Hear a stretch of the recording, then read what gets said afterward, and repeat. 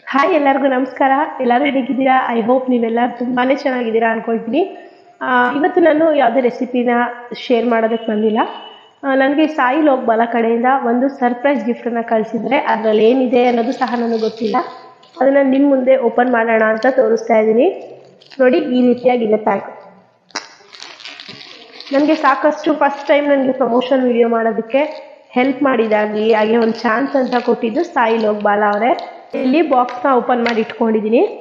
So ಏನಿದೆ ಅಂತ ನೋಡೋಣ. ಸೊ ಮೊದಲಿಗೆ ನೋಡಿ, ಇಲ್ಲಿ ನನ್ನ ಚಾನಲ್ಗೆ ಸರ್ಟಿಫಿಕೇಟ್ನ ಕೊಟ್ಟಿದ್ದಾರೆ.